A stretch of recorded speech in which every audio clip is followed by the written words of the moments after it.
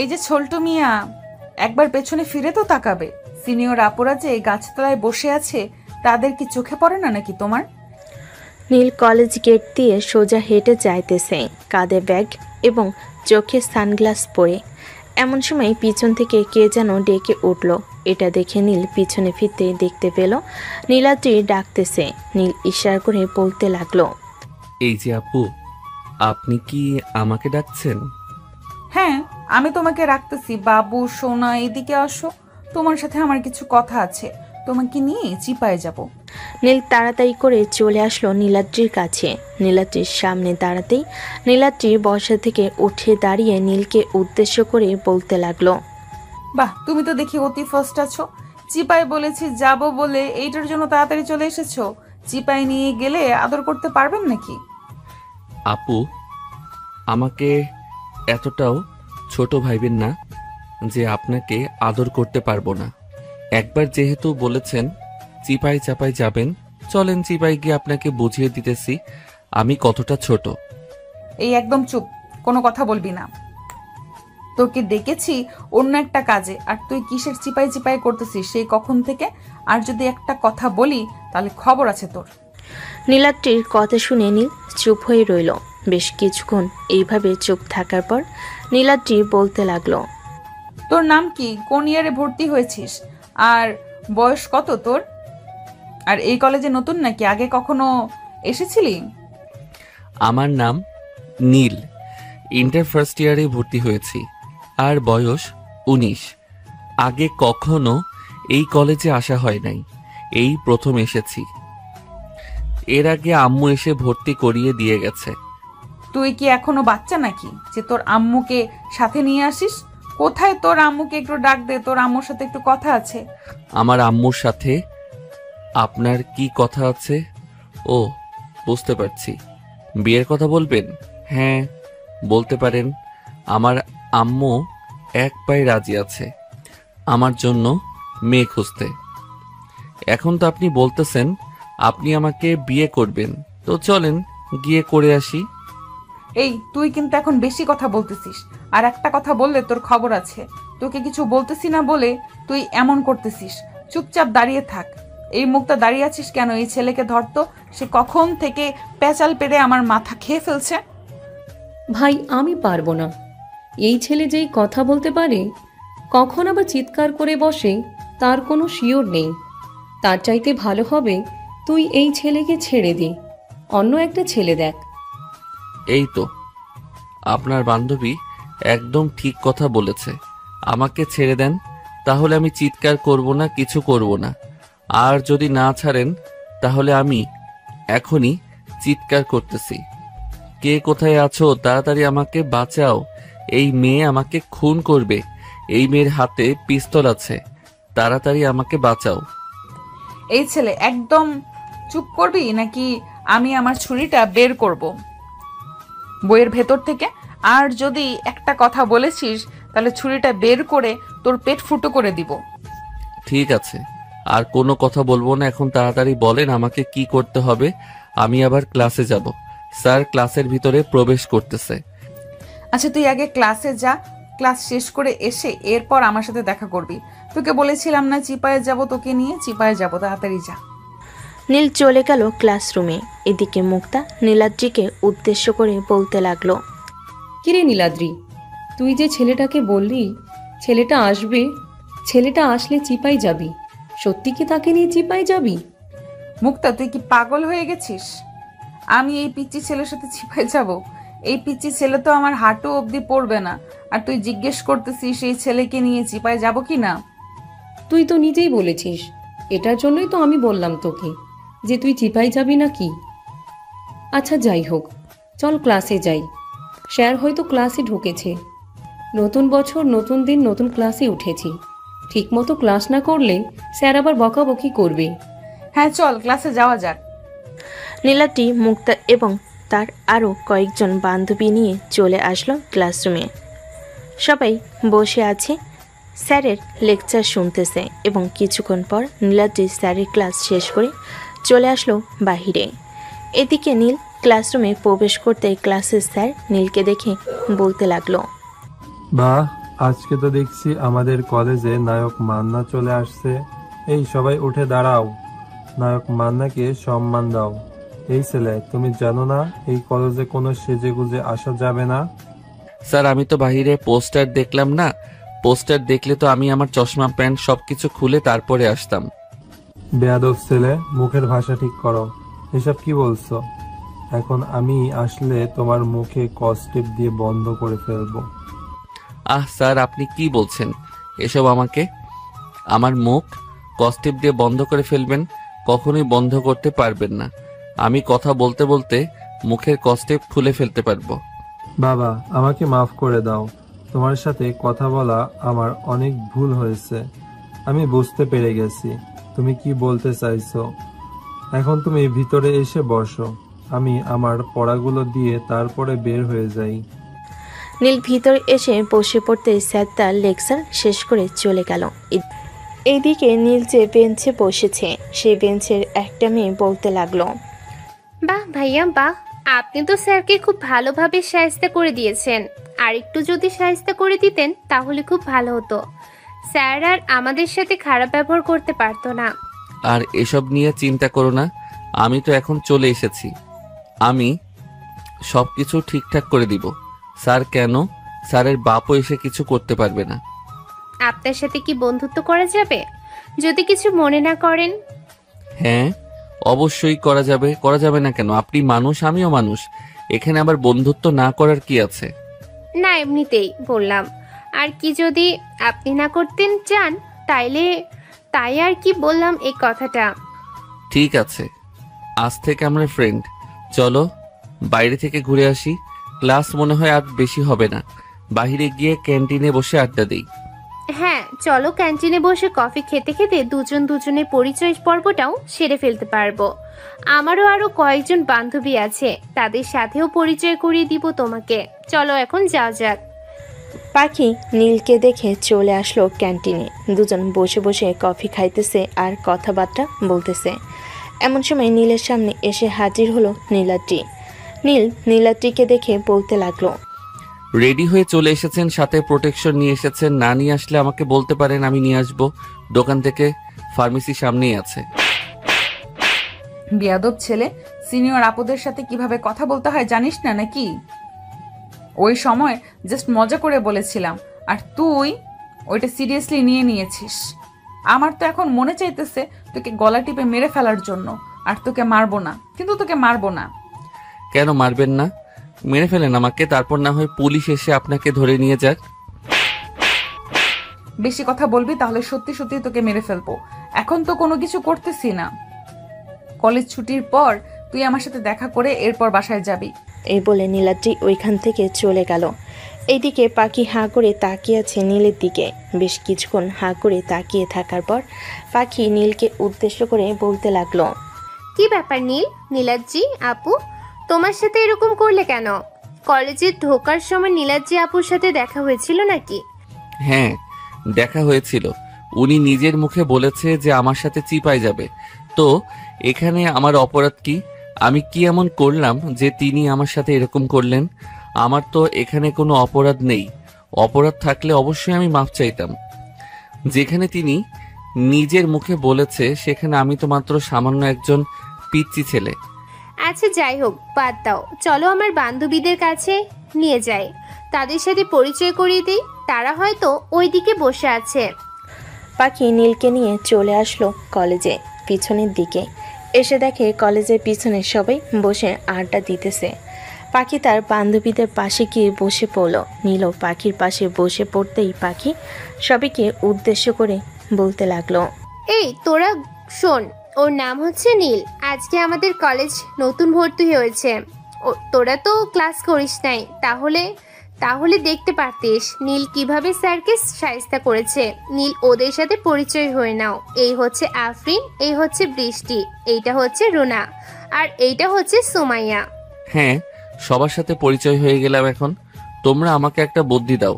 আমি ওই নীলাদ্রি মেয়েটাকে শায়েস্তা করতে চাই। মেয়েটার দুর্বলতা কোথায় ওইটা আমাকে জানাবে তোমরা।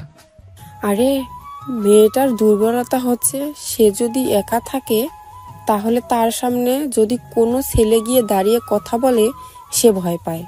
এটা হচ্ছে তার সবচেয়ে বড় দুর্বলতা। ও আচ্ছা, তার মানে আমাকে একটা সুযোগ বের করতে হবে। সে কখন একা হবে আর তখন আমি তাকে গিয়ে ভয় দেখাবো।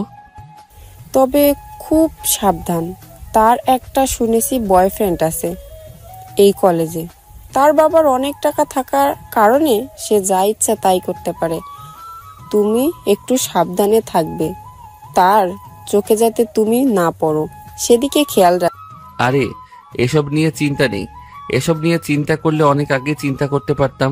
এখন শুধু ওই মেয়েটাকে শায়েস্তা করার জন্য আমি প্ল্যান তৈরি করব।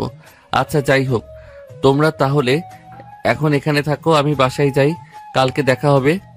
এই বলে নীল সবার কাছ থেকে উঠে মাঠের মাঝখানে হেঁটে হেঁটে যেতে লাগলো রাস্তার দিকে। মেন গেটের সামনে এসে দাঁড়াতেই পিছন থেকে কে যেন নীলের শার্টের কলার টেনে ধরল।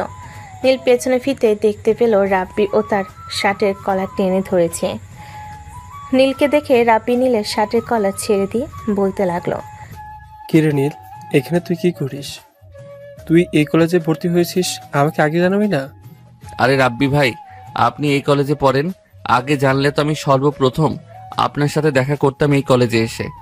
আচ্ছা যাই হোক, তুই এই কলেজে ভর্তি হয়েছিস, যদি তোকে কেউ ডিস্টার্ব করে বা তোকে কেউ ভয় দেখায় তাহলে আমার নাম বলবি। আর এই নিয়ে আমার ফোন নাম্বার, আমাকে ফোন দিলে আমি সাথে সাথে চলে আসবো। ঠিক আছে রাব্বি ভাই, এখন তাহলে আমি যাই। আজকে প্রথম দিন তো তাই ভালো লাগতেছে না, আর বন্ধু বান্ধবও নেই কলেজে, এটার জন্য কাল থেকে তো আপনার সাথেই থাকবো। ঠিক আছে, যা তাহলে বাসায়। নীল চলে আসলো বাসায়। কলিং বেল দিতেই তার আম্মু এসে দরজা খুলে দিল। নীলকে দেখে তার আম্মু বলতে লাগলো, কি রে নীল, আজকে এত তাড়াতাড়ি চলে এসেছিস কেন? আজকের প্রথম দিন কলেজে, আর আজকেই তুই তাড়াতাড়ি চলে এসেছিস? হ্যাঁ আম্মু, আজকে চলে এসেছি। আর কত থাকবো এখানে, একটা বন্ধু বান্ধব নেই, কাল থেকে বিকাল 4টা অবধি থাকবো। ঠিক আছে, কাল থেকে না হয় বিকাল 4টা অবধি থাকবি। এখন তাহলে যা, ফ্রেশ হয়ে আয়, আমি খাবার রেডি করছি টেবিলে।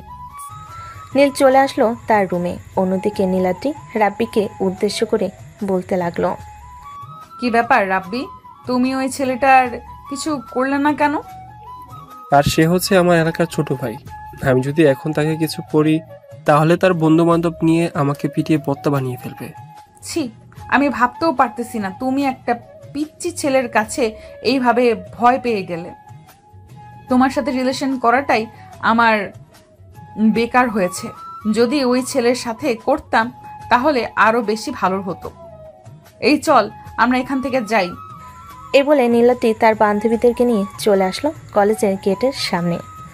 বেশ কিছুক্ষণ দাঁড়িয়ে থাকার পর রিক্সা আসতেই নীলাদ্রি ও তার বান্ধবীদের কাছ থেকে বিদায় নিয়ে চলে গেল বাসায়। নীলাদ্রি ইন্টার সেকেন্ড ইয়ারে পড়ে। তার আব্বু টপ বিজনেসম্যান। আপাতত এইটুকুই থাকুক, এরপর আরও কিছু জানতে পারবেন। নীল ফ্রেশ হয়ে এসে খাওয়া দাওয়া করে বসে টিভি দেখতেছে। এমন সময় তার আম্মু এসে বলতে লাগলো, নীল, কলেজে আজকে কি কি করেছিস শুনি? কি আর করব, তেমন কোনো কিছুই করি নাই। ওই একটা সিনিয়র মেয়ের সাথে একটু ঝগড়া করেছিলাম। কলেজে ঢুকতে না ঢুকতেই ওই মেয়েটা আমাকে বলা শুরু করেছে আমার সাথে নাকি চিপাই যাবে। এটা নিয়ে আর কি ঝগড়া করেছি তার সাথে। ও আচ্ছা, থাক এসব। সিনিয়র মেয়েদের পাল্লায় পড়িস না, কখন কি করে বসে তার কোনো ঠিক ঠিকানা নেই। যা, রুমে গিয়ে একটু বিশ্রাম কর, আর রাতের বেলা তোর আব্বু আসবে, তোর সাথে কি যেন জরুরি কথা বলবে। আমার সাথে আবার কি জরুরি কথা বলবে? আমার বিয়ের ব্যাপারে কথা বলবে নাকি যে বলতেছো আমার সাথে জরুরি কথা বলবে? হতেও পারে, আবার নাও হতে পারে, কারণ আমি শিওর করে বলতে পারতেছি না তোর আব্বু কিসের জন্য তোর সাথে কথা বলবে। আগে তো কখনো এই রকম করে বলে নাই যে তোর সাথে কথা বলবে রাতে এসে। আজকে হঠাৎ বলেছে, তাই আর কি তোকে বললাম। আচ্ছা আব্বু বাসায় আসুক, এরপর দেখি কি বলে আমাকে। নীল চলে আসলো তার রুমে। বিছানায় বসে বসে ফোন টিপতেছে। এমন সময় তার ফোনটা বেজে উঠল। তাকিয়ে দেখে শুভ সকাল দিয়েছে। কলটা রিসিভ করতেই ওপাশ থেকে শুভ বলতে লাগলো, কি রে নীল, কেমন আছিস? অনেকদিন পর তোর সাথে কথা হলো। আমাদের তো কোনো খোঁজ খবর নিস না, এতটাই স্বার্থপর হয়ে গেলি। হ্যাঁ, আমরা অনেক স্বার্থপর হয়ে গেছি শালা। আজকে তুই 10 দিন ধরে বাড়িতে নেই, মামাদের বাসায় গিয়েছিস মামাতো বোনের সাথে রিলেশন করার জন্য। আর এখানে আমি একা একা কলেজে যাই, সবগুলো হারামি গিয়ে তাদের আত্মীয়দের বাসায় পড়ে আছে। সরি নীল, আজকে রাতে আমি রওনা দিব। কালকে সকালে তোর সাথে কলেজে দেখা হবে। ফোন রাখলাম তাহলে। এখন সকাল 10টায় কলেজ গেটের সামনে দাঁড়িয়ে থাকবি। এই বলে শুভ কলটা কেটে দিল। এদিকে নীল বিছানায় শুয়ে পড়তেই ঘুমিয়ে গেল। সন্ধ্যা 6টা। নীল ঘুম থেকে উঠে ফ্রেশ হয়ে চলে আসলো পাড়ার চায়ের দোকানে। চা খেতে খেতে নীল বলতে লাগলো, চাচা, আপনার মেয়ের কি খবর? সে পড়ালেখা কেমন করতেছে? আপনি তো আর কিছু জানালেন না ওই দিন টাকা দেওয়ার পর। এখন আলহামদুলিল্লাহ খুব ভালো পড়ালেখা করতেছে। ওই দিন যদি তুমি টাকা না দিতে তাহলে সে পরীক্ষা দিতে পারতো না। আজকে সে পরীক্ষা দিয়েছে এবং ভালো একটা চাকরি পেয়েছে। ও আচ্ছা, যাক আলহামদুলিল্লাহ, অনেক খুশি হলাম আপনার মুখ থেকে এই কথা শুনে। নীল চা খেয়ে ওইখান থেকে চলে গেল বাসায়। অন্যদিকে নীলাদ্রি তার রুমে বসে আছে। এমন সময় তার আম্মু রুমে এসে বলতে লাগলো, নীলাদ্রি নিচে আয়, তোর আব্বু তোকে ডাকতেছে। হঠাৎ আব্বু আমাকে ডাকতেছে কেন? কিছু হয়েছে নাকি? তোর আব্বু তোকে ডাকতেছে কেন এটা কি আমি জানি নাকি? তুই গিয়ে জিজ্ঞেস করে আয় তোর আব্বু তোকে ডাকতেছে কেন। আচ্ছা, আমি জিজ্ঞেস করে আসতেছি আব্বু কেন আমাকে ডাকতেছে। এই বলে নীলাদ্রি চলে আসলো নিচে। এসে দেখে তার আব্বু ফোনে যেন কার সাথে কথা বলতেছে। বেশ কিছুক্ষণ পর নীলাদ্রির আব্বুর কথা বলা শেষ হতে নীলাদ্রি বলতে লাগলো, আব্বু তুমি নাকি আমাকে ডেকেছো? হ্যাঁ ডেকেছি, একটা জরুরি প্রয়োজন, এটার জন্য ডেকেছি। তোর জন্য আমরা ছেলে খুঁজতেছি। ভালো ছেলে হলে তার পরিবারের সাথে কথা বলে তোর বিয়ে দিয়ে দেব। আমি কি একবারও বলেছি যে আমি এখন বিয়ে করব? আমার আবার মন চাইবে ওই দিন আমার যেদিন মন চাইবে আমি ওই দিন বিয়ে করব। এর আগে আমি বিয়ে করতে পারবো না। তুই বললেই তো হবে না, বয়স তো আর কম হলো না। আমি যা বলবো তাই হবে, তুই আর কোনো কথা বলতে পারবি না। যা এখন রুমে যা। নীলাদ্রি রেগে চলে গেল তার রুমে। এদিকে নীলাদ্রির আম্মু নিচে এসে নীলাদ্রির আব্বুকে উদ্দেশ্য করে বলতে লাগলো, তুমি মেয়েটাকে কি এমন বলেছো যে মেয়েটা এইভাবে রেগে চলে গেছে রুমে? কই, আমি তো তেমন কিছু বলি নাই।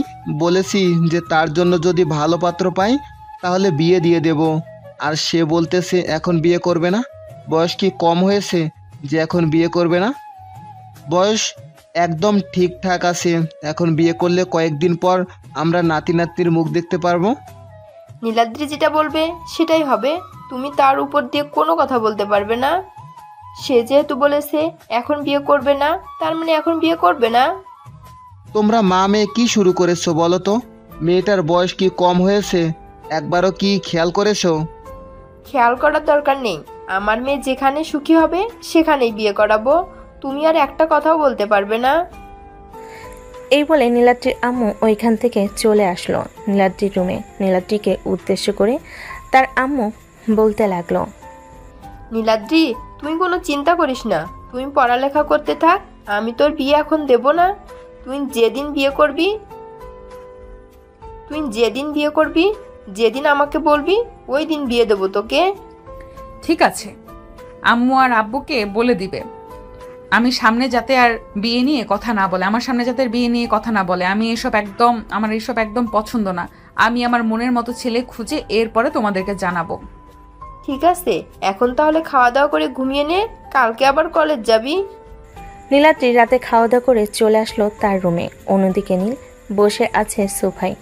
এমন সময় তার আব্বু বলতে লাগলো, কিরে তুই নাকি কলেজে গিয়ে বাদরামি করিস, সিনিয়র মেয়েদের সাথে নাকি ফাজলামি করিস, এটা কি একদম সত্যি? হায় আল্লাহ, তোমাকে কে এই মিথ্যা বলেছে? তুমি জানো না তোমার ছেলে কেমন? আজ পর্যন্ত কোনো মেয়ের সাথে কথা বলি নাই, আর তুমি বলতেছো আমি সিনিয়র মেয়েদের সাথে বাদরামি করি। আমি যেটা শুনেছি সেটাই তো বললাম। আর যাতে তোর নামে এই রকম বিচার না শুনি, যদি আর একবার শুনতে পাই তাহলে ওই কলেজে কোনো একটা সিনিয়র মেয়ের সাথে তোর বিয়ে দিয়ে দেব। আচ্ছা আব্বু, তুমি সব সময় সিনিয়র সিনিয়র করো কেন? এইসব কিন্তু আমার একদম ভালো লাগে না। সিনিয়র সিনিয়র করবে না তো কি করবে?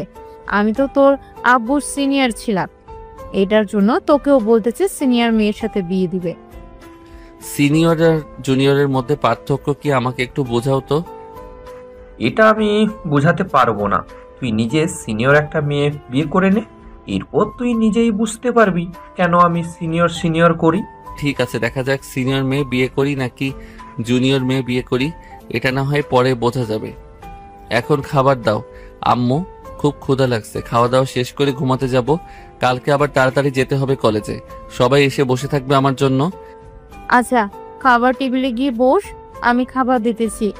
আর তোর ফুফাতো বোন আসবে কয়েকদিন পর, সে তোর কলেজে ভর্তি হবে, আমাদের বাড়িতে থেকে পড়ালেখা করবে।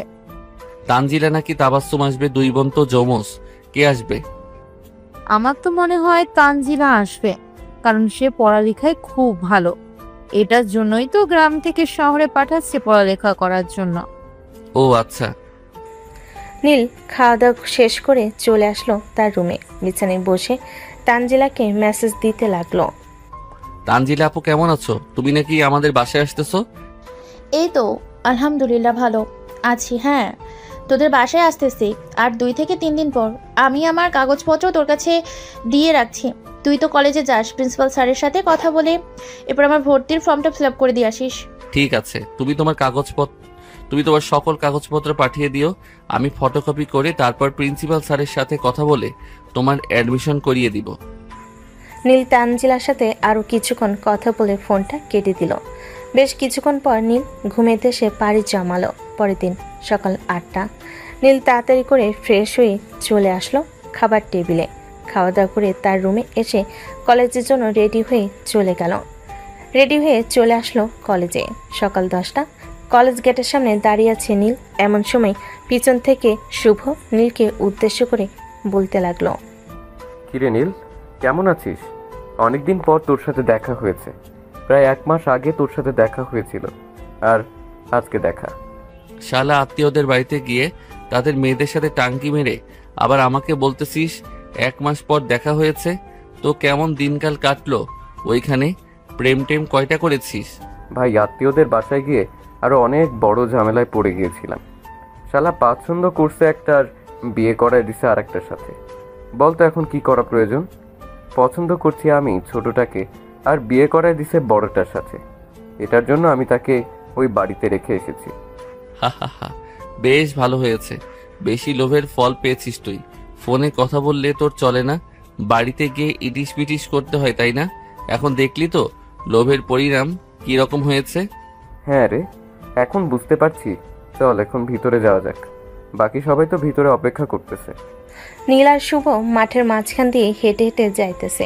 এমন সময় নীলের সামনে এসে দাঁড়ালো নীলাদ্রি। নীলাদ্রিকে দেখে নীল বলতে লাগলো, কি ব্যাপার, আপনি হঠাৎ এখানে? তাও আবার এইরকম ভাবে সেজে গুজে আমার সামনে দাঁড়িয়ে আছেন। আমাকে বিয়ে করার প্ল্যান করেছেন নাকি? তোর মতো পিচ্চি ছেলেকে তাও আবার আমি বিয়ে করব? হাসালি আমাকে। কালকে তুই রাব্বিকে ভয় দেখিয়েছিলি কেন?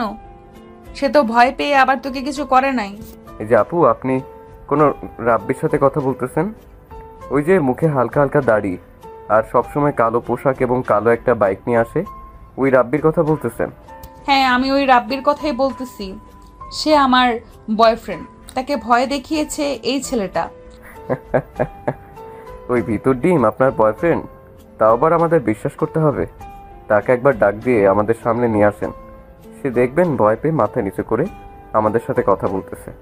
আর সে আপনার থেকে 2 বছরের জুনিয়র হবে। হাত পায়ে লম্বা হলেই হয় না, গিয়ে দেখেন।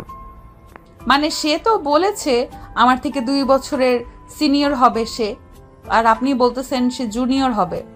সে যদি জুনিয়র হয় তাহলে আপনারা দুজন যা বলবেন আমি তাই করতে রাজি আছি।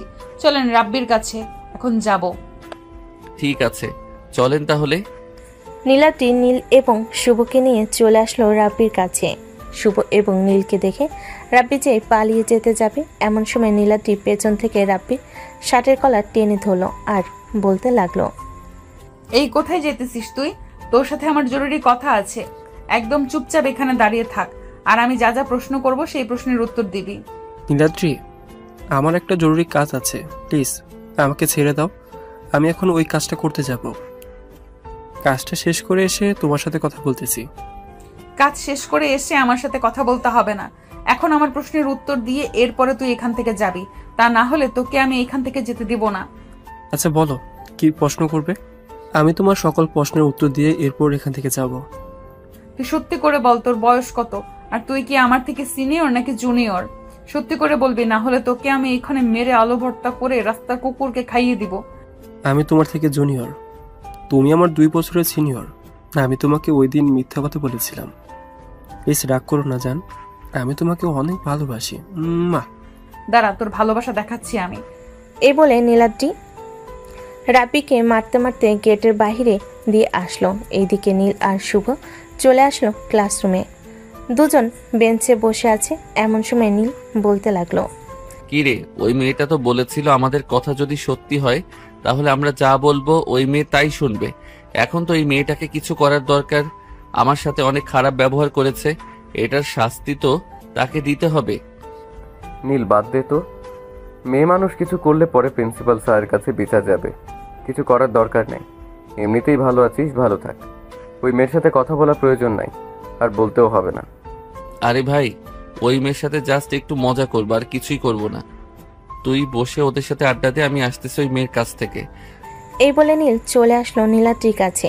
বেশ কিছুক্ষণ দাঁড়িয়ে থাকার পর নীলাদ্রিকে উদ্দেশ্য করে বলতে লাগলো, এই যে মিস, আপনাকে বলেছিলাম না ওই ছেলেটা আপনার থেকে 2 বছরের জুনিয়র। আপনি তো বিশ্বাস করেন নাই এবং আমাদেরকে বলেছেন আমরা যা বলবো আপনি তাই করতে রাজি আছেন।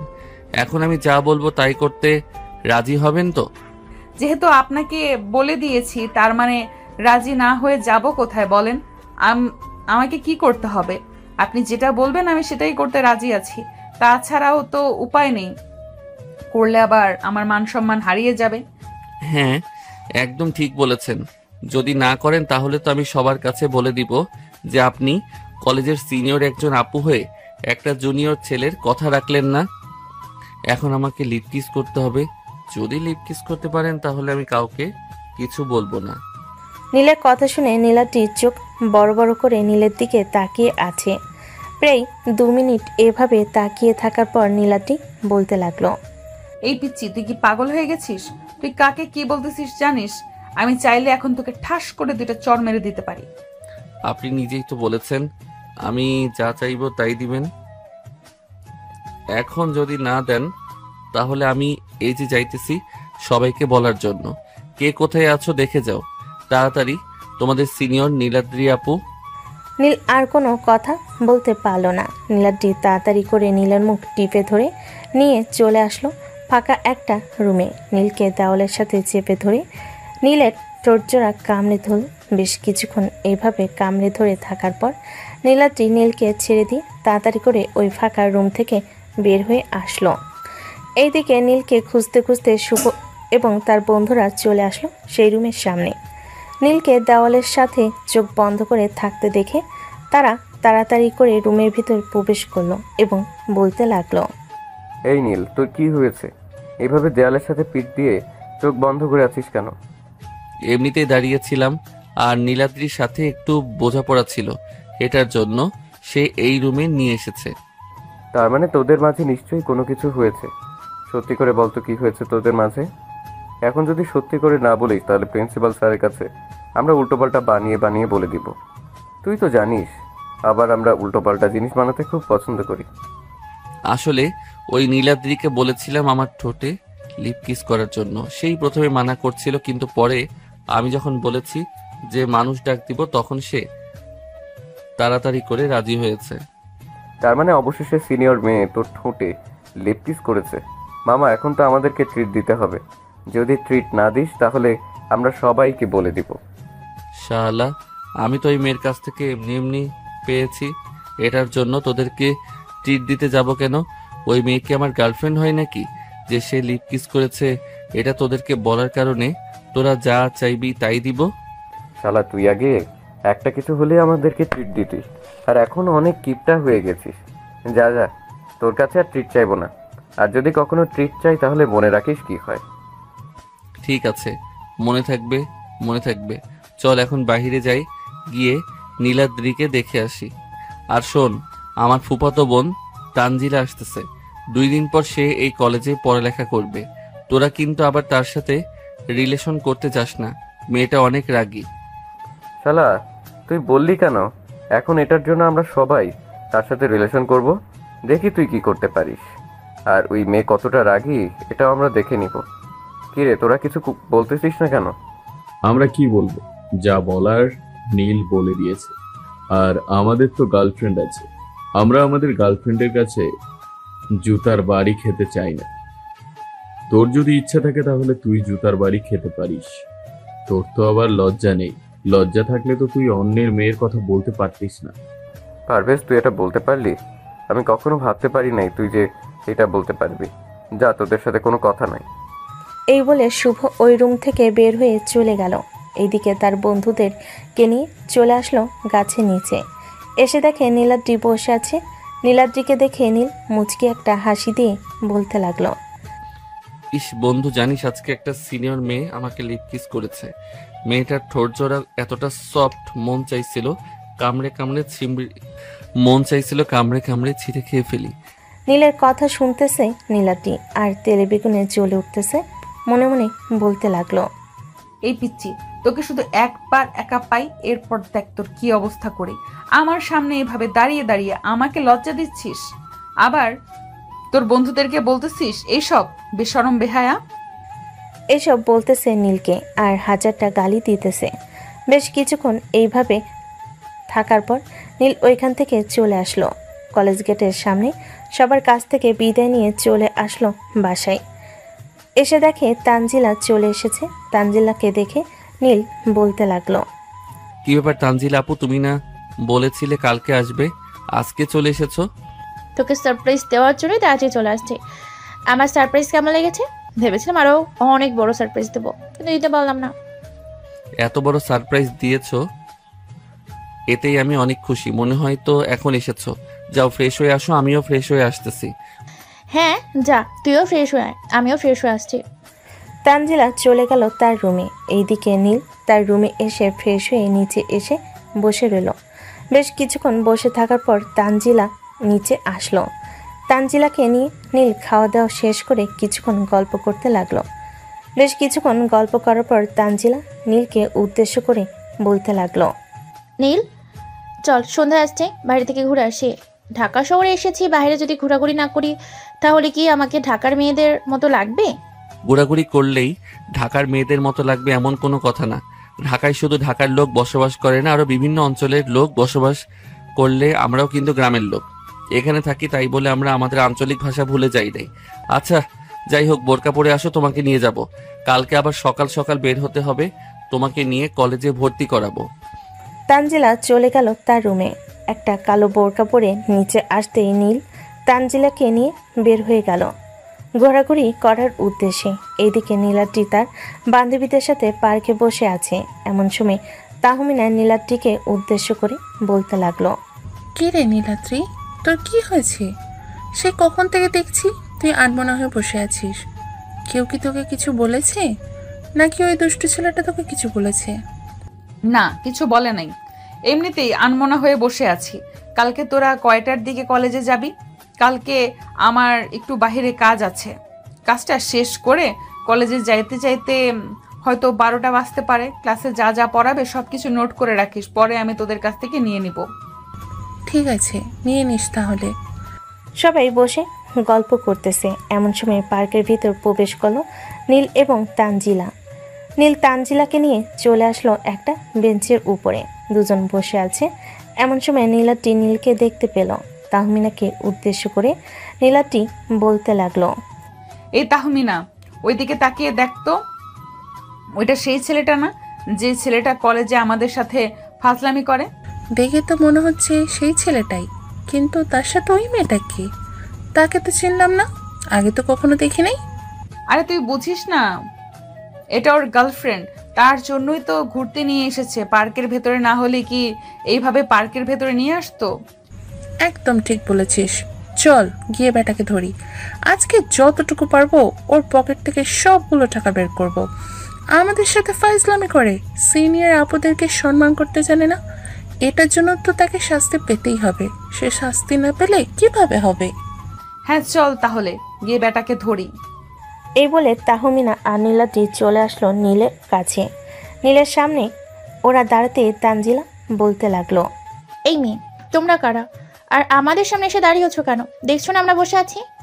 এই পিচ্ছি, তুই না বলে রিলেশন করিস, তাহলে এই মেয়ের সাথে তো দেখতেছি দিব্যি হাত ধরে ঘুরোঘুরি করতেছিস। আমি কার সাথে ঘুরে বেড়াবো, কার সাথে ঘুরে বেড়াবো না, এসব আপনার জেনে তো কোনো লাভ নাই। আপনি এখান থেকে চলে যান, আপনার সাথে কথা বলার ইচ্ছা নাই। আজকে তোকে কিছু বলবো না, কালকে তুই কলেজে আয়, এরপরে তোকে কলেজে ধরবো। এই তাহমিনা, চল আমরা এখান থেকে চলে যাই। তারা ভালোভাবে রিলেশন করুক, মনের কথাগুলো আদান প্রদান করুক। এই বলে নীলাদ্রি তাহমিনাকে নিয়ে ওখান থেকে চলে গেল। এদিকে তানজিলা নীলকে উদ্দেশ্য করে বলতে লাগলো, কি রে নীল, ওই মেয়েটা কে রে? আর তোকে এইসব বলে গেছে কেন? ওই মেয়েটার সাথে তোর কোনো সম্পর্ক আছে নাকি? আরে না আপু, তুমি কি যে বলো না, ওই মেয়ে তো আমার চাইতে 3 থেকে 4 বছরের বড়। আবার তুমি বলতেছো ওই মেয়ের সাথে আমার কোনো সম্পর্ক আছে কিনা? হ্যাঁ, আমি বলছি সম্পর্ক থাকতেও তো পারে। সিনিয়র হয়েছে তো কি হয়েছে? তাই বলে তুমি এসব বলবে? ওই মেয়ের সাথে আমার কোনো সম্পর্ক নেই। সম্পর্ক থাকলে আমি আগেই জানিয়ে দিতাম তোমাকে, কারণ তোমার সাথে তো সবসময় ফ্রিভাবে কথা বলি, আমার সব কথা তুমি জানো। আচ্ছা যাই হোক, বাদ দে এখন এসব। চল ফুচকা খেয়ে বাসায় যাব, কালকে আবার তাড়াতাড়ি উঠতে হবে। এমনিতেই আমি রাতে ঘুমাই অনেক দেরিতে, সকালে উঠতেও পারি না তাড়াতাড়ি। এখন থেকে তাড়াতাড়ি উঠতে হবে। তানজিলা নীলকে নিয়ে এইখান থেকে চলে আসলো ফুচকার দোকানে। ফুচকা খেয়ে চলে আসলো বাসায়। কলিং বেল দিতে নীলের আম্মু এসে দরজা খুলে দিল। বেশ কিছুক্ষণ পর দুজন চলে আসলো।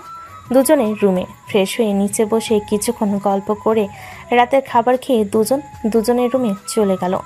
নীল বিছানায় শুয়ে শুয়ে গান শুনতেছে আর তার বন্ধুদের সাথে গেম খেলতেছে। অন্যদিকে নীলাদ্রি তার রুমে শুয়ে শুয়ে একবার এপাশ করতেছে আরেকবার ওপাশ করতেছে, কিন্তু কিছু বলতে পারতেছে না। তার মন বারবার কি যেন বলতেছে, কিন্তু সে বুঝতে পারতেছে না। নীলাদ্রি তার মনকে উদ্দেশ্য করে বলতে লাগলো, এই মন আজকে কি হয়েছে তোর? এমন কাঁদতেছিস কেন? কেন আমার এরকম মনে হচ্ছে যে আমি কাউকে পছন্দ করি, কেউ আমার কাছ থেকে হারিয়ে যেতেছে? সত্যি কি আমি কাউকে পছন্দ করি, নাকি আমার মন এমনিতেই এরকম করতেছে? এসব হাজারো চিন্তা ভাবনা করতে করতে নীলাদ্রি ঘুমের দেশে পাড়ি জমালো। অন্যদিকে নীল রাত 12টা অবধি গেম খেলে ঘুমের দেশে পাড়ি জমালো। দেখতে দেখতে রাত পার হয়ে সকাল হলো। সকাল 7টা। নীল ঘুম থেকে উঠে ফ্রেশ হয়ে নিচে এসে দেখে তার আম্মু একা একা বসে চা খাইতেছে। তার আম্মুকে উদ্দেশ্য করে বলতে লাগলো, আম্মু, তানজিলা আপু এখনো ঘুম থেকে উঠে নাই নাকি? কলেজে যাবে কখন? সকাল 9টার সময় কলেজে যেতে হবে। তানজিলা আপুকে ভর্তি করাতে হবে, অনেক সময় লাগবে। এখনো ঘুম থেকে উঠে নাই, তুই গিয়ে একটু ডেকে দিয়ে আয় তো। বল তাড়াতাড়ি ঘুম থেকে ওঠার জন্য। আমি টেবিলে খাবার রেডি করতেছি। তুই একেবারে কলেজে যেন রেডি হয়ে চলে আসিস। তানজিলাকেও বলিস একেবারে রেডি হয়ে নিচে নামার জন্য। ঠিক আছে আম্মু, তুমি টেবিলে খাবার রেডি করো, আমি তানজিলা আপুকে ঘুম থেকে উঠিয়ে এরপর আমি রেডি হয়ে আসতেছি। এই বলে নীল চলে আসলো তানজিলার রুমে। এসে দেখে তানজিলা এখনো ঘুমাচ্ছে। তানজিলাকে ডাক দিয়ে ঘুম থেকে উঠিয়ে নিয়ে চলে আসলো তার রুমে। ফ্রেশ হয়ে কলেজের জন্য রেডি হয়ে চলে আসলো নিচে। খাবার টেবিলে বসে খাবার খেতে লাগলো। খাওয়া দাওয়া শেষ করে দুজন রেস্ট করে চলে আসলো বাইরে। একটা রিক্সা নিয়ে চলে আসলো সোজা কলেজে। গেট দিয়ে প্রবেশ করতে যাবে এমন সময় গাছের নিচে বসে থেকে নীলাদ্রি নীলকে ডাক দিয়ে বলতে লাগলো, এই পিচ্ছি, এই দিকে আয়, তোর সাথে জরুরি কথা আছে, তাড়াতাড়ি এই দিকে আয়। আর তোর সাথে ওই মেয়েটাকে বল চলে যাওয়ার জন্য। তানজিনা আপু, ওই যে একটা রুম দেখতেছো, ওই রুমে তুমি চলে যাও। আমি ওই মেয়েটার সাথে দেখা করে এরপর আসতেছি, না হলে শান্তি মতো আমাদেরকে কাজ করতে দিবে না। তুই আমার সাথে যাবি, আর ওই মেয়েদের কাছে গেলে আমি তোর সাথে যাব। আমিও শুনতে চাই ওই মেয়ে কি বলে। নীল তানজিলাকে তার সাথে নিয়ে চলে আসলো নীলাদ্রির কাছে। নীলাদ্রিকে উদ্দেশ্য করে তানজিলা বলতে লাগলো, এই মেয়ে, তোমার সমস্যা কি? বারবার নীলকে ডাকছো কেন? কালকে পার্কে গিয়েছি, ওইখানেও আমাদের সাথে ঝামেলা করেছো, আবার কলেজে এসেছি, এখানেও ঝামেলা করছো। তোমার সমস্যাটা কি ওইটা বলো। নীলকে পছন্দ করো? ওর মতো পিচ্চি ছেলেকে আমি পছন্দ করব? কখনোই না। ওর সাথে আমার পার্সোনাল কিছু কথা আছে। আপনি 2 মিনিট এখানে দাঁড়ান, আমি তাকে নিয়ে ওইখান থেকে আসতেছি। 2 মিনিটের বেশি সময় লাগবে না। এই বলে নীলাটি নীলের হাত ধরে টানতে টানতে নিয়ে চলে আসলো কলেজের পিছনে। নীলের গলা টিপে ধরে নীলাটি চোখ বড় বড় করে বলতে লাগলো, এই কুত্তা, তোর কত বড় সাহস! তুই ওই মেয়ের সামনে আমাকে অসম্মানী করতেছিস। এখন যদি আমি রেগে যাই তাহলে তোর কি অবস্থা হবে বুঝতে পারছিস? আমাকে রাগিয়ে দিস না নীল, শেষবারের মতো বলতেছি, আমার সামনে ভালো ব্যবহার করবি, ভালোভাবে চলাচল করবি, না হলে কি করব নিজেও বুঝতে পারবি না। এই বলে নীলাটি নীলকে ছেড়ে দিতে নীল কোনোরকম গলায় হাত দিয়ে ওইখান থেকে চলে আসলো তানজিলার কাছে। তানজিলাকে ইশারা করে বলতেই তানজিলা নীলের সাথে হাঁটতে লাগলো। এদিকে নীল তানজিলাকে নিয়ে চলে আসলো প্রিন্সিপাল স্যারের কেবিনে। প্রিন্সিপাল স্যারের সাথে কথা বলে তানজিলাকে ভর্তি করিয়ে যেই চলে যেতে যাবে, এমন সময় তানজিলা বলতে লাগলো, প্রিন্সিপাল স্যার, আমাদেরকে একটা মেয়ে অনেকক্ষণ ধরে ডিস্টার্ব করছে, বিশেষ করে নীলকে বেশি ডিস্টার্ব করছে। আজকে আসার সময় ওই মেয়ে অনেক ডিস্টার্ব করেছে। ওই মেয়েটার নাম হচ্ছে নীলাদ্রি, এই কলেজেই পড়ালেখা করে। আচ্ছা তুমি যাও, আমি নীলাদ্রিকে বলে দিব যাতে তোমাদেরকে আর ডিস্টার্ব না করে। আর নীলাদ্রি তো তোমার ক্লাসে পড়ে, মানে তোমরা সেম ইয়ারে লেখাপড়া করো।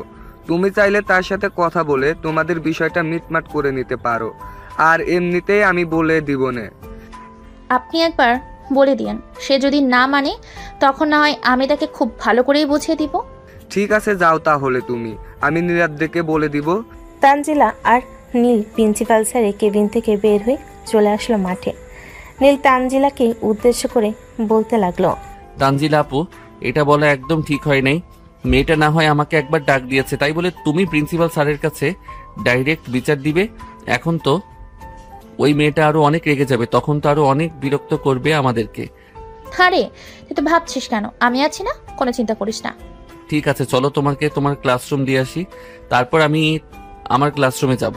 নীল তানজিলাকে তার ক্লাসরুমে পৌঁছে দিয়ে এসে সেও চলে গেল তার ক্লাসরুমে। কয়েকটা ক্লাস শেষ করে বাহিরে আসতেই দেখতে পেল নীলাদ্রি হাতে লাঠি নিয়ে দাঁড়িয়ে আছে। এটা দেখে নীল কিছুটা ভয় পেয়ে চুপচাপ বারান্দায় দাঁড়িয়ে রইল। হঠাৎ নীলাদ্রি নীলকে ইশারা করে বলতে লাগলো, এই নীল, এদিকে আয়, কথা আছে তোর সাথে। কি বলবেন আপু? ওইখানে থেকেই বলেন, আমি শুনতেছি, আমার কান বয়রা না। তোকে বলেছি এখানে আসার জন্য, এখানে দাঁড়িয়ে থেকে কথা বলার জন্য, তোকে বলি নাই। 5 সেকেন্ড সময় দিলাম, 5 সেকেন্ডের মধ্যে আমার সামনে এসে দাঁড়া, না হলে হাতে তো লাঠি দেখেছিস, এটা দিয়ে তোর হাড্ডি গুড্ডি ভেঙে ফেলবো। নীল তাড়াতাড়ি করে নীলাদ্রির সামনে গিয়ে দাঁড়াতে নীলাদ্রি বলতে লাগলো, আমার নামে প্রিন্সিপাল স্যারের কাছে বিচার দিয়ে এসেছিস তাই না? তোর তো অনেক বড় কলিজা হয়ে গেছে, আজকে তোর হাড্ডি গুড্ডি ভেঙে ফেলবো, দেখি আমাকে কে আটকাতে আসে। এই বলে নীলাদ্রি টানতে টানতে নীলকে নিয়ে চলে আসলো 5 তলার একটা ফাঁকা রুমে। দরজাটা লাগিয়ে দিয়ে নীলের সামনে এসে লাঠিটা ঘোরাতে লাগলো।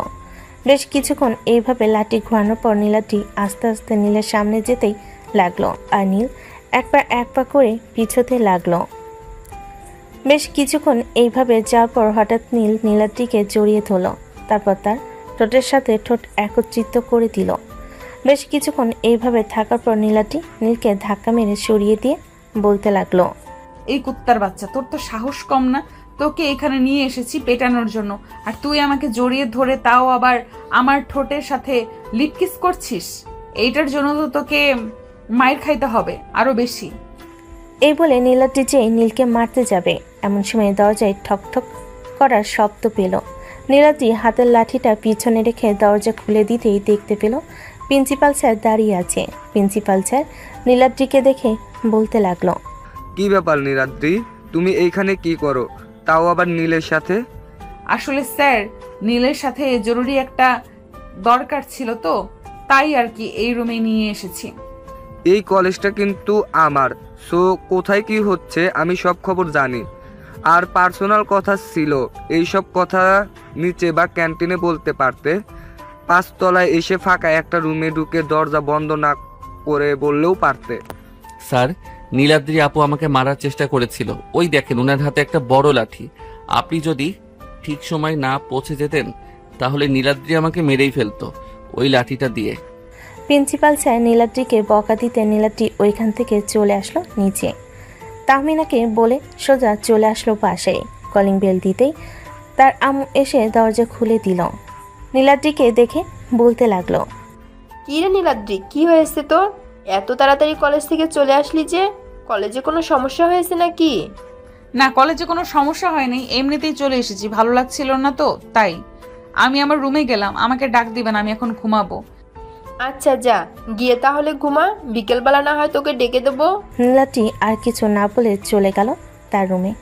এদিকে নীল বাইরে আসতে তানজিলা নীলকে উদ্দেশ্য করে বলতে লাগলো, নীল, ওই মেয়েটাকে তো বোকা খাইয়ে দিলাম, খুশি হস নাই নাকি তুই?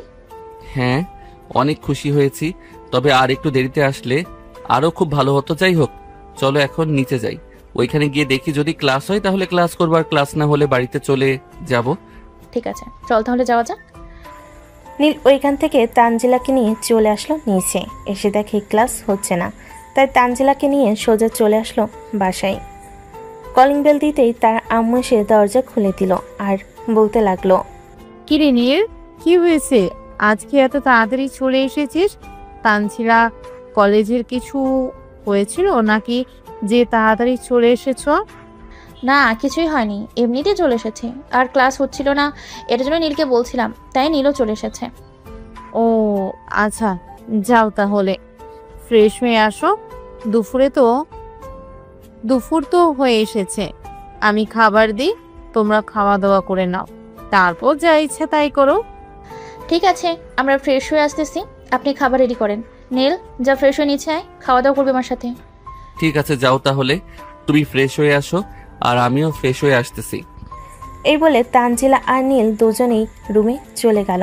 অপরদিকে নীলাদ্রি তার রুমে শুয়ে আছে আর মনে মনে বলতেছে, এই ছেলেকে যতক্ষণ পর্যন্ত আমি কিছু না করতেছি ততক্ষণ আমার মন শান্তি হবে না। তাকে তো কিছু একটা করতেই হবে। কি করব? এসব ভাবতেছে নীলাদ্রি। বেশ কিছুক্ষণ ভেবে চিন্তে একটা সিদ্ধান্ত নিল আর নিজের মনকে বলতে লাগলো, একমাত্র এই সিদ্ধান্ত নিয়ে আমি তাকে কিছু করতে পারবো। আর যদি এই সিদ্ধান্ত না হয় তাহলে আমি তাকে কিছুই করতে পারবো না।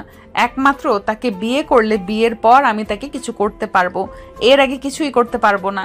হ্যাঁ, এটাই হবে আমার শেষ ভরসা। এটা যদি আমি না করতে পারি তাহলে তার জন্য আমি কোনো কিছুই না। এসব বলতেছে নীলাদ্রি। এদিকে নীল আর তানজিলা খাওয়া দাওয়া করে বসে আছে। এমন সময় নীল তার আম্মুকে উদ্দেশ্য করে বলতে লাগলো, আম্মু, আমি আমার রুমে গেলাম, একটু ঘুমাবো। এখন যদি না ঘুমাই তাহলে মাথা ব্যথা করবে। এমনিতেই কালকে রাতে অনেক দেরিতে ঘুমিয়েছিলাম, আবার তাড়াতাড়ি উঠে গেছি। ঠিক আছে, যা তাহলে। আর তানজিনা, তুমিও যদি ঘুমাতে চাও তাহলে তুমিও গিয়ে ঘুমাও, সন্ধ্যায় না হয় আমি ডেকে দিব দুজনকে। নীল, তুই ঘুমাতে যা, আমি কিছুক্ষণ গল্প করে এরপর আসছি ঘুমানোর জন্য।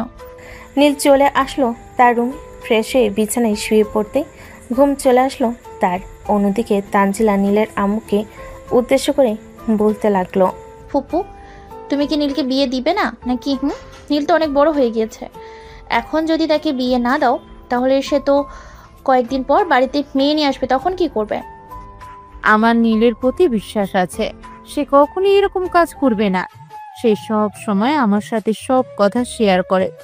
আশা করি সে যদি এইরকম কাজ করে তাহলে সে আমাকে সবার আগে জানাবে। এসব কথা বলতেছে নীলের আম্মু তানজিলাকে। বেশ কিছুক্ষণ তানজিলা গল্প করে চলে আসলো রুমে। বিছানায় শুয়ে পড়তেই ঘুমিয়ে গেল সে। সন্ধ্যায় ঘুম থেকে উঠে নিচে এসে নীলের আব্বুর সাথে কথা বলতেছে আর এইদিকে নীল গেম খেলতেছে।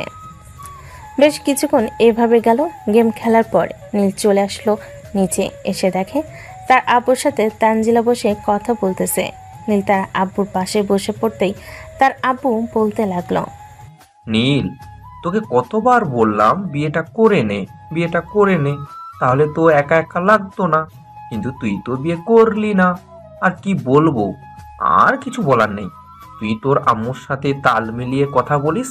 তার চাইতে তানজিলা খুব ভালো, আমার সাথে কত ফ্রিভাবে কথা বলেই। হয়েছে হয়েছে, আর আমাদের নামে বদনাম করতে হবে না। এই নাও, তোমাদের জন্য বাড়িতে বসে মিষ্টি বানিয়েছিলাম, মিষ্টিগুলো খেয়ে নাও। সবাই মিলে মিষ্টি হেসে আড্ডা দিতে লাগলো। পরের দিন সকাল 10টা। নীল ঘুম থেকে উঠে চলে আসলো নিচে। এসে দেখে তানজিলা ঘুম থেকে উঠে গেছে। তানজিলার সাথে চা খেতে খেতে বেশ কিছুক্ষণ গল্প করে চলে আসলো বাহিরে। ঘোরাঘুরি করতেছে। নীল এমন সময় সামনে তাকিয়ে দেখে নীলাদ্রি তার দিকে এগিয়ে আসতেছে। এটা দেখে নীল পেছন ফিরে আবারও সামনের দিকে হাঁটা ধরলো। বেশ কিছুক্ষণ হাঁটাহাঁটি করার পর নীল পিছনে ফিরতে দেখতে পেল নীলাদ্রি এখনও তার পিছু করতেছে। এটা দেখে নীল একটা অপরিচিত বাড়িতে ঢুকে গেল। সামনে দিয়ে ঢুকে পেছনের গেট দিয়ে বের হয়ে চলে এসেছে। এদিকে নীলাদ্রি বাড়ির ভিতর প্রবেশ করে দারোয়ানকে উদ্দেশ্য করে বলতে লাগলো, এই যে দারোয়ান, একটু আগে যে কালো একটা শার্ট পরে একটা ছেলে বাড়ির ভেতরে ঢুকেছে, ওই ছেলেটা কয়তলায় থাকে? আর ছেলেটা কার সাথে রিলেশন করে নাকি রিলেশন করে না? তুমি বাড়িওয়ালার ছেলের কথা বলতেছো? সে তো খুব ভালো, সে কারোর সাথে রিলেশন করে না। কেন, তুমি তাকে পছন্দ করো নাকি? হ্যাঁ, আমি তাকে পছন্দ করি, কিন্তু কথা হচ্ছে আমি তার পরিবারের সাথে কথা বলতে চাই। তার আব্বু আম্মু কি বাসায় আছে নাকি বাসায় নেই? তার আব্বু আম্মু বসে আছে, তুমি চাইলে গিয়ে কথা বলতে পারো। 5 তলায় 312 নম্বর রুম হচ্ছে তাদের। নীলাদ্রি দারোয়ানকে আর কিছু না বলে ওইখান থেকে সোজা চলে আসলো। 5 তলায় 312 নম্বর রুমের সামনে কলিং বেল দিতে বাড়িওয়ালা এসে দরজা খুলে দিল। নীলাদ্রি বাড়িওয়ালাকে সালাম দিয়ে বলতে লাগলো, আসসালামু আলাইকুম আঙ্কেল, কেমন আছেন? এটা কি নীলদের বাসা? ওয়ালাইকুম আসসালাম। না, এখানে তো নীল নামের কেউ থাকে না, আপনি হয়তো ভুল ঠিকানায় চলে এসেছেন। আপনি কার কাছে এসেছেন? আমি নীলের কাছে এসেছি। তার পিছু পিছু করতে করতেই তো এসে দেখলাম যে এই বাড়িতে ঢুকেছি, কিন্তু আপনি বলতেছেন এটা নীলের বাড়ি না। আপনি আপনার ছেলেকে একটু ডাক দেন, আমি আপনার ছেলেকে দেখব। বাড়িওয়ালা তার ছেলেকে ডাক দিতে নীলাদ্রি জিভে একটা কামড় দিয়ে সরি বলে ওইখান থেকে চলে আসলো বাহিরে। রাস্তার একপাশে দাঁড়িয়ে কি বকবক করতে করতে নীলের 14 গোষ্ঠী উদ্ধার করতে লাগলো। বেশ কিছুক্ষণ এইভাবে বকবকি করার পর নীলাদ্রি বলতে লাগলো, এইভাবে তার বাড়ির খোঁজ পাওয়া যাবে না। আগে কলেজে যাই, কলেজে গিয়ে তার বন্ধু বান্ধব তো আছে, তাদের কাছ থেকে তার বাড়ির ঠিকানাটা নিতে হবে। এছাড়া আর কোনোভাবে তার বাড়ির ঠিকানা বের করতে পারবো না তাকে ফলো করে। এসব ভাবতে ভাবতে নীলাদ্রি চলে আসলো কলেজে। এসে দেখে তানজিলা একা একা বসে আছে গাছতলায়। নীলাদ্রি আশেপাশে তাকিয়ে দেখে কেউ নেই। তানজিলাকে উদ্দেশ্য করে নীলটি বলতে লাগলো, এই মেয়ে, তুমি তো নীলের গার্লফ্রেন্ড হও। নীলদের বাসা কোথায় আর সে কয় নাম্বার বাড়িতে থাকে এটা একটু আমাকে বলো, তার সাথে আমার জরুরি কথা আছে। তার সাথে আপনার কি জরুরি কথা আছে তা আমি খুব ভালো করে জানি। আমি তার বাড়ির ঠিকানা দিতে পারবো না। আপনি নীলকে কোনো কিছুই করতে পারবেন না। নীলের আব্বুর সাথে কথা বলে আমি আমাদের বিয়ে ফাইনাল করে রেখেছি। এখানে আপনি চান্স নিতেই ব্যর্থ হবেন। একবার যেহেতু তার স্পর্শ আমি পেয়ে গেছি, তার মানে আমার তাকেই লাগবে, অন্য কাউকে দিয়ে আমার হবে না। সো এখন আপনি যা ইচ্ছা তাই করতে পারেন, আমি নীলকে আপনার কাছ থেকে কেড়ে নিব। এই বলে নীলাদ্রি ওইখান থেকে চলে গেল। এদিকে তানজিলা চলে আসলো বাসায়। এসে দেখে নীল বসে বসে টিভি দেখতেছে। নীলের পাশে বসে তানজিলা নীলকে উদ্দেশ্য করে বলতে লাগলো, নীল, সত্যি করে বলবি, তুই কি কাউকে পছন্দ করিস নাকি পছন্দ করিস না? যদি পছন্দ করে থাকিস তাহলে আমাকে বল। পছন্দ বলতে আমি একটা মেয়েকে যেহেতু স্পর্শ করে ফেলেছি, তার মানে আমি তাকে পছন্দ করি। আর তুমি হঠাৎ এইরকম ভাবে কথা বলতেছো কেন? আমি এইরকম ভাবে কথা বলতেছি কেন এটা তো না জানলেও চলবে। তুই আগে বল, তুই কাউকে পছন্দ করিস? আমি ওই মেয়েটাকে পছন্দ করি যে মেয়েটাকে আমি বিরক্ত করি, এবং তুমি যে মেয়েটাকে অনেক বকাঝকা করেছো। তার মানে তুই ওই নীলাদ্রি মেয়েটাকেই পছন্দ করিস? হ্যাঁ, আমি ওই নীলাদ্রি মেয়েটাকে পছন্দ করি। আমি তাকে ভালোবেসে ফেলেছি। এখন তুমি আর আমাকে কিছু জিজ্ঞেস করো না, আমি আর তোমাকে কিছু বলতে পারবো না। এই বলে নীল চলে আসলো তার রুমে। এইদিকে তানজিলা চুপচাপ বসে আছে। এমন সময় নীলের আম্মু এসে তানজিলার পাশে বসে বলতে লাগলো, কিরে তানজিলা, তোর কি হয়েছে? এইভাবে চুপচাপ বসে আছিস কেন? আর নীল হঠাৎ উঠে চলে গেল কেন? কিছু কি হয়েছে তোদের মাঝে? না, আমাদের মাঝে আবার কি হবে? আমাদের মাঝে কিছুই হয়নি। যদি কিছু হতো তাহলে তোমাকে বলতাম। সে ঘুমানোর জন্য চলে গিয়েছে। ও আচ্ছা, তুই আমার সাথে আয়, আজকে দুজন মিলে রান্না করব। তানজিলা নীলের আম্মুর সাথে চলে গেল রান্নাঘরে। দুজন মিলে রান্না করে রেখে দিল টেবিলে। রাত 9টা, সবাই খাবার টেবিলে বসে আছে। এমন সময় তানজিলা সবাইকে উদ্দেশ্য করে বলতে লাগলো, নীল, আমি কাল গ্রামে চলে যাচ্ছি, আর হয়তো এখানে আসা হবে না। আব্বু আম্মু আমার জন্য ছেলে পছন্দ করেছে, ওইখানে গিয়ে তাকে বিয়ে করে ঘর সংসার করব।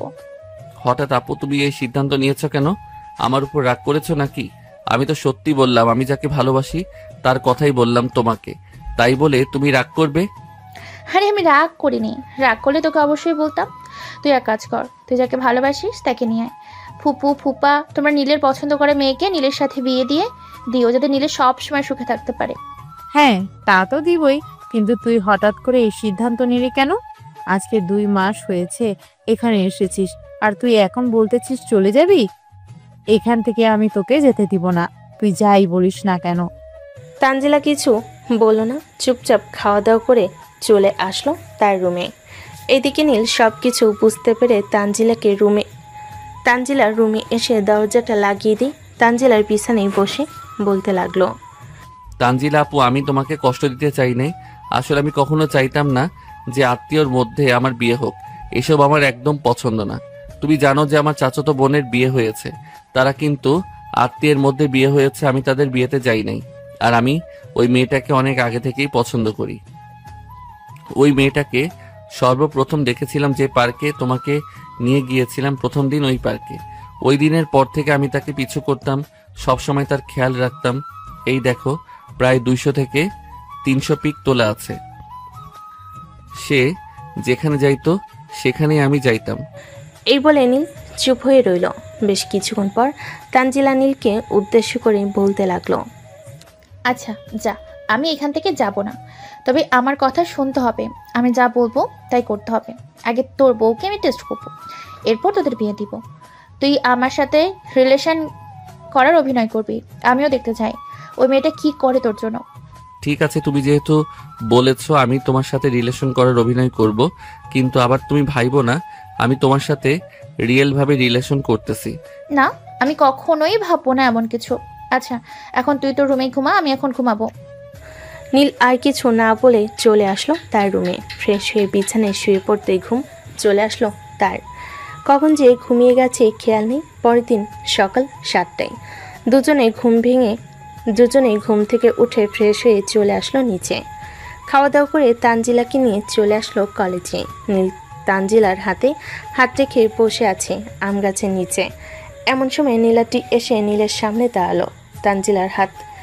তানজিলার হাতে নীলের হাত দেখে চোখ লাল করে তাকিয়ে আছে নীলাটি, আর বলতে লাগলো, এই নীল, তাড়াতাড়ি এই মেয়ের হাত থেকে তোর হাত সরা, না হলে কিন্তু আমি তোর হাত পুড়িয়ে ফেলবো। এই মেয়ে, তুমি কে? যাও তো এখান থেকে, আমাদের এখানে কোনো ভিক্ষা নেই। নীল, তুমি মেয়েটাকে বলে দাও যাতে আমাদের এখানে সামনে না আসে। এই যে আপু, আপনি আর আমাদের সামনে আসবেন না, আমরা দুজন গার্লফ্রেন্ড বয়ফ্রেন্ড, মনে রাখেন। এটা বলতে নীল যে উঠে যেতে যাবে, এমন সময় নীলাটি নীলের শার্টের কলা ধরে টানতে টানতে নিয়ে চলে আসলো একটা ফাঁকা রুমে। দরজাটা লাগিয়ে দিয়ে নীলকে দেওয়ালের সাথে ঠেস দিয়ে ধরে তার ঠোঁটের সাথে ঠোঁট একত্রিত করে দিল। বেশ কিছুক্ষণ পর দুজনেই রেসপন্স করতে লাগলো। বেশ কিছুক্ষণ এইভাবে থাকার পর নীলাটি নীলকে ছেড়ে দিতে নীল আবারও নীলাটিকে জড়িয়ে ধরে তার ঠোঁটের সাথে ঠোঁট একত্রিত করে দিল।